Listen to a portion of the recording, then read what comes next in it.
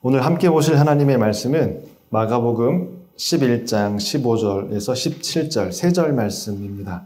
주보에 보시면 3절 말씀이 있는데요. 짧으니까 함께 봉독하도록 하겠습니다. 함께 봉독합니다. 그리고 그들은 예루살렘에 들어갔다.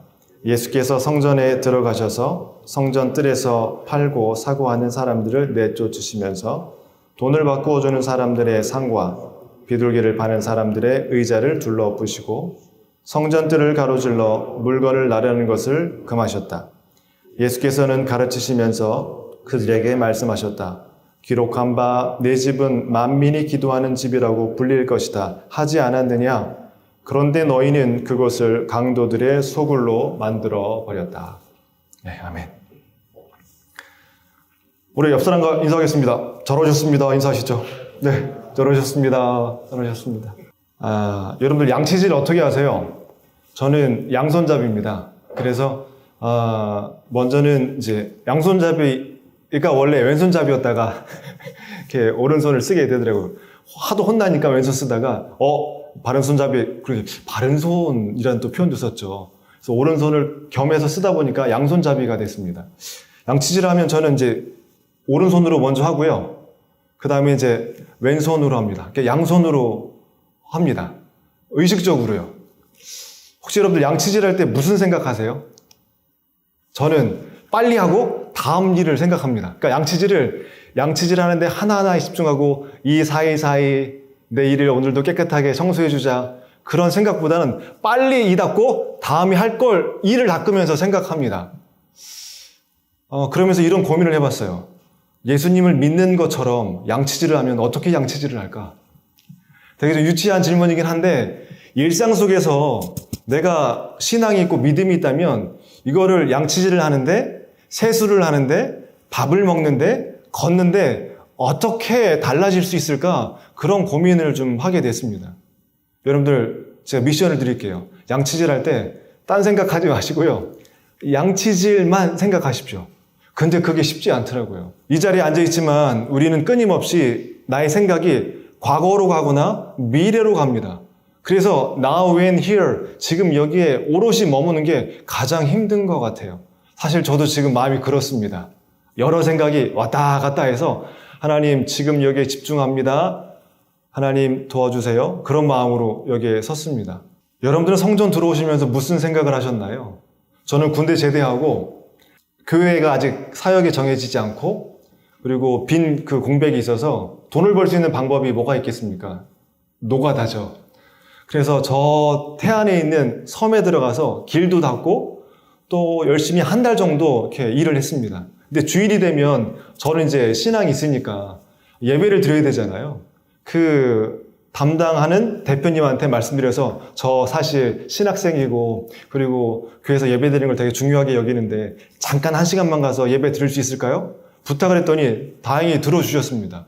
그래서 섬에 교회가 어디 있냐면 언덕에 있는데요. 마치 초원의 집처럼 언덕 위에 교회가 예쁘장한 교회가 하나 세워져 있더라고요. 오케이, 잘 됐다. 딱 됐습니다. 시간이 11시 전에 갔어요. 근데 대신 저는 이제 일을 했기 때문에 옷에 막 시멘트며 흙 구글이었죠. 모자도 그렇고.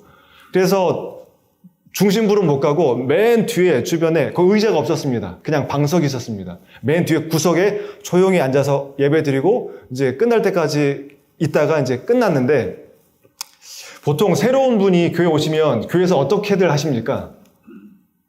어디서 오셨는지, 예의잖아요, 기본. 이름은 어떻게 되시는지, 어디서 오셨는지 물어보시잖아요. 전 내심, 물어볼까봐 좀 고민했는데 진짜 안 물어보시는 거예요. 아무도 저한테 관심도 안 갖고요. 구석에 그냥 짱 박혀 있다가 예배 끝내고 조용히 나왔는데 어느 누구도 저기요, 어디서 오셨어요? 누구세요? 오늘 어떻게 예배 참석해 주셔서 고맙습니다. 이런 말 한마디 없이 그냥 조용히 투명 인간이 됐다가 투명 인간으로 나왔습니다. 제 마음이 어땠을까요? 꼭 뭐 알아달라는 건 아니었고요. 뭐 인사해달라는 건 아니었는데 제 마음에 되게 좀 이렇게 속상했어요. 그것도 감리교였습니다. 제가 감리교였어요. 교회도 얼마나 아름다운지요. 섬 위 언덕 위에 있는데 그 강대상 이 뒤가 다 유리창이에요. 투명 유리창. 밖이 다 보여요. 푸른 하늘, 구름 얼마나 멋지던지요. 근데 예배 드리고 나서 제 마음이 어떤 마음이었냐면 다시는 내가 이 교회 안 가겠다. 내가 만약에 교회 담임자가 되거나 교회를 이렇게 치리하게 될 땐 이런 식으로는 내가 안 하겠다. 성전 들어갔다가 교회는 너무 이쁘고 너무 아름다웠는데 제 마음은 너무 상해서 나온 경험이 있습니다. 여러분들은 교회 안에 들어가시면 뭐가 눈에 보이시고 느낌이 어떠신지 궁금합니다. 오늘 말씀해 보면 예수님이 성전에 들어가십니다. 성전에 들어가셔서 여러분들처럼 고요히 이렇게 준비된 자리에 앉아서 하나님을 생각하고 또 내가 하나님 뜻에 합당하게 살았는지 못 살았는지 돌아보며 성찰하는 그런 성전이 아니라 여러분들 교회를 떠올리시면 어떤 이미지가 많이 떠오르십니까? 네. 오늘 좀 예수님께서 전 예수님 하면 좀 따뜻하시고 온화하시고 부드러우시고 그런 이미지가 많이 떠오르는데 오늘 말씀에서는 예수님이 이제 저주하시고요. 그리고 굉장히 크게 화를 내시고 분을 내십니다. 그것도 어디서? 성전에서요.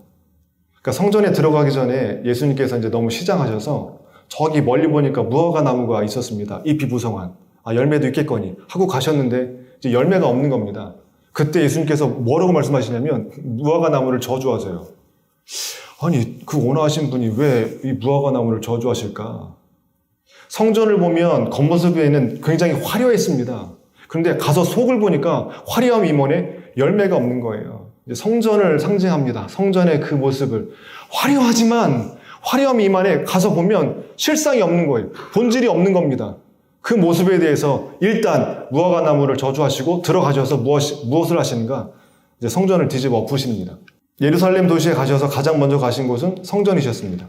둘째 날도 성전이셨습니다. 첫째 날은 들어가셔서 영화는 하루에 다 표현됐지만 첫째 날 들어가셔서 이렇게 쭉 살펴보십니다. 성전에. 그리고 둘째 날 때 들어가셔서 이제 성전 안에 있던 그 물건을 파고 사는 사람들을 내쫓으시고 또 환전상의 상을 뒤집어 엎으시고 하는 장면이 나옵니다. 왜 성전에서 예수님께서 이렇게 화를 내시고 뒤집어 엎으시고 내쫓으시고 그러셨을까요? 오늘 그 부분을 좀 함께 생각해 보고 싶어요. 이게 예루살렘 도시입니다. 잘 보이시나요? 예루살렘의 가장 높은 곳에 예루살렘 도시가 있고요. 그 중에서도 가장 높은 곳에 성전이 있습니다. 거기에 헤롯 성전입니다. 헤롯 성전을 좀 확대해 볼게요. 이렇습니다. 엄청 화려합니다. 이게 이제 세 번째 지어진 성전인데요. 솔로몬 성전, 스룹바벨 성전 다 무너지고 이제 세 번째 세워진 헤롯 성전인데요. 엄청 화려하고 크게 만들어졌습니다. 여러분들 보시면 저기 지성소 중심, 성전 중심에 운동장처럼 생긴 데가 있죠. 아이고, 여기가 이방인의 뜰입니다. 예수님께서 들어가셔서 여기에서 이제 상을 엎으시고 또 그 사고 파는 사람들을 내쫓으신 장소가 바로 이곳입니다. 가셔서 뭐 하셨는가? 영상에서 보셨다시피 물건을 파고 사는 사람들을 내쫓으셨습니다. 그리고 상을 둘러 엎으셨습니다. 왜 그러셨을까요? 예수님께서 왜 내쫓으시고 왜 둘러 엎으셨을까요? 예수님께서 이렇게 말씀하십니다. 독일의 철학과 종교 또 문화가 꽃피는 곳 독일, 그 독일에서 누가 나오냐면 그 악명 높은 2차 세계대전의 누구죠? 히틀러가 나옵니다. 그 히틀러가 등장했을 때 독일에도 많은 교회가 있지 않았겠습니까? 근데 교회들이 그들을 지지하고 또 그를 위해서 기도해주고 보네포 목사님도 저항운동 하시다가 결국은 죽음을 당하셨고 또 여기에 목사님이 한 분 계신데 덴마크 목사님이십니다.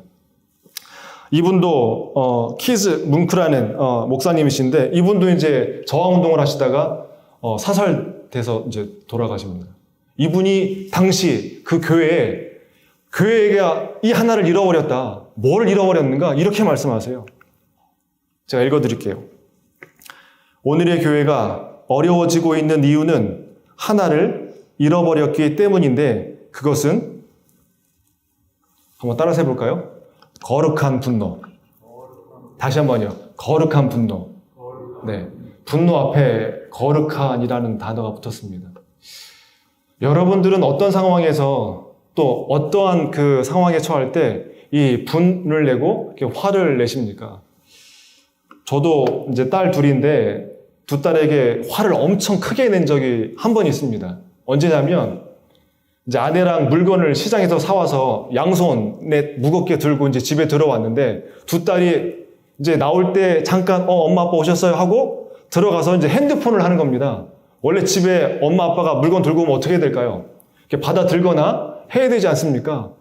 그때 제가 이제 열이 확 받아가지고 둘 딸 불러다 놓고 부모님이 뭔가 물건을 들고 올 때 와서 받아 들거나 그리고 도와주는 게 기본 예의라는 걸 정말 엄청 혼내면서 가르쳤던 기억이 납니다. 우리가 분노해야 될 그 부분이 뭐가 있을까? 간디가 이런 얘기를 합니다. 사회에 7가지 죄가 있는데 보이십니까?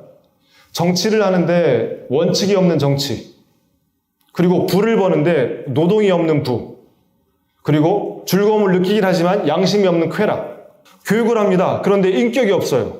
그리고 상거래를 하는데 도덕성이 없는 상거래, 그리고 과학은 있지만 인간성이 없는 과학, 더 나아가서 마지막 희생이 없는 신앙, 이 7가지를 사회 악이라고 말하면서 이 부분에 대해선 가만히 있으면 안 되고 거룩한 분노를 통하여 아닌 것은 아니다라고 이야기를 해야 된다고 간디는 이야기합니다. 정치, 부, 쾌락, 교육, 상거래, 과학, 신앙 다 중요한 부분들인데요. 이것들이 없게 되면 그게 사회의 악이 되어버린다는 겁니다. 성전도 하늘과 땅이 만나 하나님을 예비하고 하나님께 기도하는 그 거룩한 곳인데 그 거룩한 곳이 어떻게 바뀌었는가? 오늘 예수님은 이렇게 말씀하십니다. 유대인들만 기도하는 기도의 집이라고 말씀하지 않고요. 모든 사람들이 하나님께 나와 기도하는 집이 바로 성전이라고 성경에 기록되어 있고 그리고 많은 종교 지도자들이 그렇게 가르쳤습니다. 그러면 만민이 기도해야 되는 집에서 기도하면서 하나님을 만나야 되는데 지금 그곳이 무엇으로 변질되고 바뀌어버렸냐면 예수님께서 그대로 말씀하시죠. 강도의 소굴로 바뀌어버렸다는 겁니다. 그래서 예수님이 성전에 들어가시자마자 둘러보시고 본질을 잃어버리고 잘못되는 성전에 대해서 상을 둘러엎으시고 내쫓으신 것입니다. 이제 제가 하나하나 말씀드릴게요. 첫 번째, 만민이 기도하는 집이 어떻게 변질되고 병들었는지. 첫 번째입니다. 성전은 모두에게 열린 곳입니다. 닫힌 곳이 아닙니다. 이방인이 됐든 유대인이 됐든 모두가 들어와서 하나님께 기도하고 하나님을 만나는 장소입니다. 그런데 보십시오. 혹시 미생에 나오는 그 사무실 그 구조입니다. 저 끝에 오부장이 계시고요. 중간에 또 과장이 있고요. 맨 끝에 장그래 직원이 있습니다. 저 구조가 어떻습니까? 창을 중심으로 맨 뒤에 오부장이 있고요. 오부장님은 과장하고 장그래의 그 모니터를 다 볼 수 있는 그 위치입니다. 그러니까 구조 안에는 권력이 지배합니다. 위치가 권력을 만드는 거죠. 자, 또 하나 보여드릴게요. 자, 빛이 들어오는 창을 중심으로 부장님이 계시고, 자, 같은 직급들은 이제 같이 마주보게 됩니다. 그러니까 이게 구조마다 이렇게 권력의 어떤 모습들이 숨어 있습니다. 요건 이제 일반 사회의 모습이죠. 그런데 교회 내에 이게 아주 치열하게 있는 거예요. 자, 성전을 보여드릴게요. 이게 성전입니다. 그런데 성전에 뜰이 4가지 뜰이 있어요. 첫 번째, 제사장들만 들어갈 수 있는 제사장의 뜰. 또 유대 남자들만 들어갈 수 있는 유대 남자의 뜰.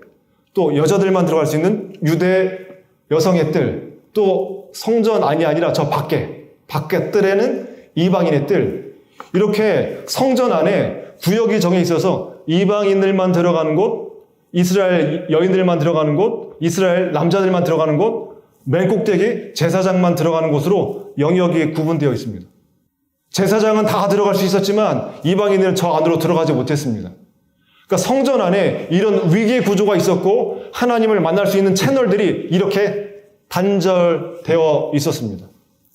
더 나아가서 성전을 정화하신 후에 성경의 마태복음에 보면 이런 말씀이 있습니다. 여러분들 보이십니까? 이방인의 뜰에 이방인들이 모여서 장사하다 보니까 여기에 눈먼 사람이나 다리 저는 사람들이 들어올 수 있는 공간이 없었습니다. 근데 청소를 하고 나서 뒤집어 엎으시고 나서 그 본문 말씀에 보면 이렇게 기록되어 있습니다. 그제야 눈먼 사람과 다리 저는 사람들이 들어설 자리가 생겼다. 그들이 예수께 오니 예수께서 그들을 고쳐주셨다. 하나님의 성전은 하나님을 누구나 만날 수 있는 곳이고 열려있는 곳입니다. 그런데 종교 지도자들이 그 성전을 구역화시켰고 또 권력구조로 누구는 들어오고 누구는 들어오지 못하고 영역을 구분했을 뿐만 아니라 더더욱 하나님을 만나야 될 사람들을 들어오지 못하게 막고 있었던 것이죠. 그 모습을 보시는데 어떻게 가만히 계십니까? 그거를 뚫으셔야죠. 그걸 뒤집어 엎으셔야죠. 그래서 성전에 들어오시자마자 그것을 뒤집어 엎으신 겁니다. 이게 구조적인 문제가 있고요. 두 번째, 성전에 들어가면 원래 이방인의 뜰에서 그 장사를 하거나 그렇게 할 수 없는 곳이었습니다. 그런데 이게 성전에 들어가면 성전세를 요런 모양인데요. 반세겔, 요걸 이제 성전세로 내는데 종교 지도자 가운데 제사장의 우두머리가 대제사장입니다. 대제사장 가야바가 원래 보시면 성전 안에서 지금처럼 예배가 아니라 짐승을 잡아서 또 태워서 드리는 제사를 드렸거든요. 그러면 예배 드리려면 짐승을 사야 됩니다. 왜냐하면 저 시골에서 올라오면 그 희생물에 흠이 있으면 안 되니까 깨끗한 양과 깨끗한 염소를 제물로 드렸어야 돼요. 그러면 그 성전에 다 와서 주변에 있는 시장에서 사가지고 가야 됩니다. 원래 시장이 예루살렘에 있지 않고 그 옆에 있는 감람산에 시장이 있었다고 합니다. 근데 이거를 잘 보고 있다가 대제사장 가야바가 그 시장을 어디로 옮겨왔냐면 이방인의 뜰로 옮겨왔어요. 왜 옮겨왔을까요? 장사하는 사람한테 자리를 마련해주면 자리세 받을 수 있죠. 판매하면 판매세 받죠. 또 로마 돈으로 성전에 못 냈습니다. 성전에 들어가면 성전에서 받는 그 성전세의 돈으로 환전을 해야 됩니다. 환전하면서 수수료 왔죠. 그러면 그 많은 수익금을 누구 주머니로 들어가게 될까요? 종교 지도자들이죠. 그래서 그 시장을 이 성전 안으로 가지고 온 사람들이 종교 지도자들이었습니다. 거기에서 수많은 일들이 일어나고 하나님을 예배해야 될 곳에서 장사를 하고 있고 그것으로 종교 지도자들의 주머니가 채워지고 있었던 것이죠. 그리고 구역화를 나눠놔서 하나님을 만날 수 없게 만들었으니 예수님이 가만히 있으셨겠습니까? 더 안타까운 일은 이 종교 지도자들이 그때 당시 하나님을 믿는 가장 가난한 이 과부에게 어떻게 신앙교육을 시키냐면 원래 성전 안에서 종교 지도자들은 사회적인 약자들을 도와주게 되어 있거든요. 헌금이 들어오면 그 헌금으로 그들을 도와주게 되어 있는데 이들은 어떻게 교육했냐면 그래 하나님을 사랑한다면 있는 거 없는 거 다 털어서 하나님께 바쳐야 돼. 그렇게 교육한 나머지 여기 과부가 가지고 있는 전 재산 2렙돈을 헌금합니다. 오히려 과부를 도와줘야 될 성전의 종교 지도자들이 과부의 그 마지막 돈까지 이제 착취를 하는 거죠. 그렇게 종교가 타락하게 된 겁니다. 이게 지금의 얘기가 아니라 2000년 전에 예수님께서 그 모습을 보시고 성경에 이렇게 기록되어 있습니다. 여러분 한번 보이시면 같이 한번 읽어보겠습니다. 시작. 너는 이 큰 건물들을 보고 있느냐? 여기에 돌 하나도 돌 위에 남지 않고 다 무너질 것이다. 아까 헤롯 성전, 그 화려한 성전 보여드렸죠. 지금 예루살렘에 이 성전이 있을까요? 없을까요? 없습니다. 다 무너지고요. 마지막 벽, 서쪽 벽 하나만 남아 있습니다. 이렇게요. 길이 50m, 높이 20m. 요거 벽, 지금 통곡의 벽 하나만 딸랑 남아 있습니다. 기독교의 시작점이 저 곳인데 저기에 기독교는 없습니다. 기독교가 어디로 갔을까요? 세상으로 흩어졌습니다. 그 화려했던 성전이 본질을 잃어버리고 하나님을 만나는 장소가 아니라 돈을 벌게 되는 그런 강도의 소굴이 된 결과가 저 성전의 벽 하나만 남은 흔적입니다. 종교에는 여러 종교가 있죠. 힌두교, 불교, 이슬람교, 또 기독교. 다 종교에는 발생지가 있습니다. 거기가 지금 현재도 중심지예요. 근데 기독교는 그 발생지가 이스라엘인데 거기에 없습니다. 로마로 갔지만 로마가 멸망하면서 또 이방 민족으로 이동했습니다. 이동해서 결국은 어디로요? 지금 전 세계로 흩어져서 한 3분의 1이 되는 곳으로 기독교가 이렇게 이동했습니다. 질문 드려볼게요. 다른 종교는 그 발생지가 중심지입니다. 이동을 하지 않았어요. 근데 기독교의 중심지는 계속해서 이동합니다. 왜 이동했을까? 이제 기독교 역사학자 이분이신데요. 작년에 돌아가셨습니다. 아주 되게 유명한 기독교 역사학자신데 이분이 뭐라고 말씀하시냐면 기독교의 중심지가 끊임없이 변하는 이유는 예수님도 사역하실 때 한 곳에 정착하셔서 하지 않으셨거든요. 늘 이동하시고 어디로요? 가장 낮은 곳으로요. 사회적인 약자가 있는 곳으로요. 기독교도 마찬가지입니다. 중심지가 이동한 이유는 다른 거 없어요. 낮아짐이 기독교의 핵심입니다. 그리고 십자가야말로 가장 낮은 곳에서 모든 사람들을 살리는 구원의 도구였고요. 기독교가 부와 함께 권력과 함께 하면 할수록 타락하고 변질됩니다. 그래서 끊임없이 이동한 거예요. 어디로요? 낮은 곳으로. 그래서 기독교의 중심지가 한 곳에 정착되어 있는 것이 아니라 이동해서 지금 여기까지 그리고 또 땅끝까지 지금 이동해 가고 있습니다. 결론입니다. 고인물은 썩습니다. 고인 생각도 썩습니다. 고인 신앙도 썩습니다. 심지어 하나님을 만나는 성전도 썩습니다. 그래서 오늘 본문에서 예수님은 그 성전에 들어가셔서 내쫓으시고 뒤집어 엎으신 겁니다. 왜요? 그래야 사니까요.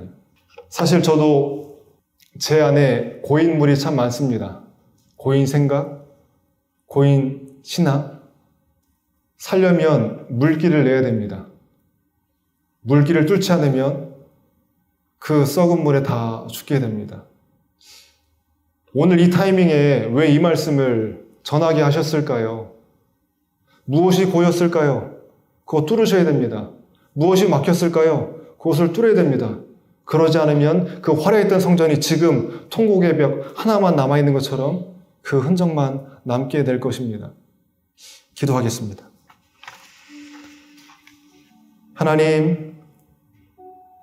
하나님을 만나고 하나님께 나아와 기도해야 되는 이곳 성전이 인간들의 탐욕과 욕심으로 또 종교 지도자들의 탐욕과 욕심으로 하나님의 이름만 있을 뿐 그 안에서 진행되는 모든 내용들은 돈이었습니다. 성전에 들어가신 예수님께서 내쫓으시고 뒤엎으시면서 이렇게 말씀하셨습니다. 나의 집은 만민이 기도하는 집이다. 너희가 강도의 소굴로 만들었다. 하나님, 이 말씀이 2000년 전의 말씀일 뿐만 아니라 지금 우리에게도 해당되는 말씀인 줄 압니다. 하나님, 고인물이 되지 않게 하시고 고인 신앙이 되지 않게 하시고 우리의 삶을 다시 하나님과 동행하며 시작할 수 있도록 막힌 문을 열어주시고 막힌 곳을 뚫어주셔서 다시 한번 우리의 잃어버린 신앙의 본질, 삶의 본질 회복시켜 주셔서 어디에 가나 무엇을 하나 하나님의 살아있는 사람으로 어디에서 무엇을 하든지 사람을 살리는 그 길을 하나님 안에서 걸어갈 수 있도록 우리 모두를 붙잡아 주시고 인도하여 주옵소서. 풀어가야 될 숙제가 많이 있습니다. 지혜를 주셔서 평화로운 방법으로 하나님 안에서 지혜롭게 잘 풀어감으로 우리 모두가 하나님 안에서 다시 소생하고 살아나는 귀한 기회가 될 수 있도록 주님 인도하여 주옵소서. 감사드리며 예수님의 이름으로 기도드립니다. 아멘.